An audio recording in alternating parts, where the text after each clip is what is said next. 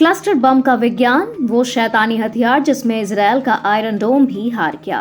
दोस्तों, कल्पना कीजिए एक ऐसी मिसाइल की जो आसमान में फटती है लेकिन तबाही जमीन पर खत्म नहीं होती। एक ऐसा हथियार जो युद्ध खत्म होने के 50 साल बाद भी मासूमों का शिकार करता है। हाल ही में ईरान और इजराइल के बीच छिड़े मिसाइल युद्ध में जिस तकनीक ने पूरी दुनिया की डिफेंस एक्सपर्ट्स के होश उड़ा दिए, वो है क्लस्टर बम। आज के वीडियो में हम बहुत ही आसान भाषा में समझेंगे कि यह बम कैसे काम करता है और क्यों इजराइल की दुनिया का सबसे बेहतरीन आयरन डोम सिस्टम भी इसके आगे बेबस हो गया। आखिर क्लस्टर बम क्या है? इसे आप माँ बाप समझ लीजिए।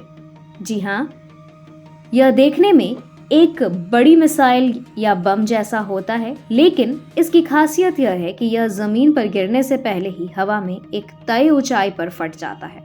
जैसे ही यह फटता है, इसके पेट से 200 से 600 छोटे छोटे बम निकलते हैं, जिन्हें बॉम्बलेट्स कहते हैं।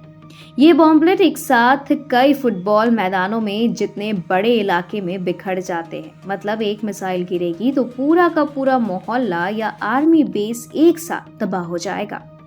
इसे कारपेट बॉम्बिंग भी कहते हैं। इजराइल के पास आयरन डोम नाम का एक बहुत ही एडवांस्ड रडार और मिसाइल सिस्टम है जो दुश्मन के मिसाइल को हवा में ही मार गिराता है। पर क्लस्टर बम के सामने यह फेल क्यों हो रहा है? इसके 3 बड़े कारण हैं। सबसे पहले, भीड़ का फायदा। आयरन डोम एक बार में 10 से 20 मिसाइलों को रोक सकता है, लेकिन जब एक क्लस्टर बम हवा में फटकर 500 छोटे बम बन जाता है तो सिस्टम कंफ्यूज हो जाता है। वह इतनी सारी चीजों को एक साथ नहीं रोक सकता। दूसरा, रडार को धोखा। ये छोटे बम इतने छोटे होते हैं कि रडार इन्हें पहचान ही नहीं पाता। रडार को लगता है कि शायद कोई पक्षी उड़ रहा हो और कोई कचरा हो, और वह इन्हें छोड़ देता है। तीसरा, सस्ता बनाम महंगा। इजराइल की एक रक्षा मिसाइल करोड़ों रुपए की आती है, जबकि दुश्मन का एक छोटा बॉम्बलेट सिर्फ कुछ हजार का होता है। सस्ते बॉम्बों से इजराइल के महंगे डिफेंस को थका देना ही ईरान की चाल है। तीसरा, मरे हुए बम का खतरा।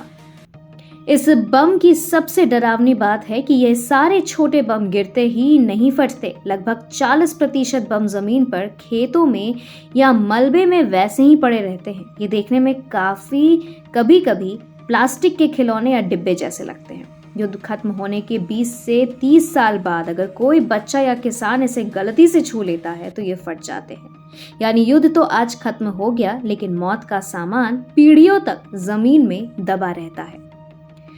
लाओस और वियतनाम जैसे देशों में आज भी 50 साल पुराने बमों से लोग मर रहे हैं। चौथा, इसे बैन क्यों नहीं किया गया? दुनिया के 100 से ज्यादा देशों ने इस बम पर पाबंदी लगा दी है। विज्ञान और कानून दोनों इसे गलत मानते हैं, क्योंकि यह नहीं देखता कि नीचे सैनिक है या स्कूल का बच्चा। यह पूरे इलाके को साफ कर देता है। इसमें मौजूद केमिकल मिट्टी को जहरीला बना देते हैं, जिससे आने वाले पीढ़ियों में बीमारियां फैलती हैं। दोस्तों, ईरान और इजराइल की इस जंग में क्लस्टर बम का इस्तेमाल होना पूरी इंसानियत के लिए खतरे की घंटी है। तकनीक जब जान बचाने के बजाय जान लेने के नए नए तरीके ढूंढने लगे तो वह विज्ञान नहीं, विनाश है। अगर आपको यह जानकारी आसान लगी हो तो वीडियो को लाइक करें, अपने दोस्तों के साथ शेयर जरूर करें ताकि सबको इस खतरे के बारे में पता चले। मिलते हैं अगले वीडियो में। जय हिंद।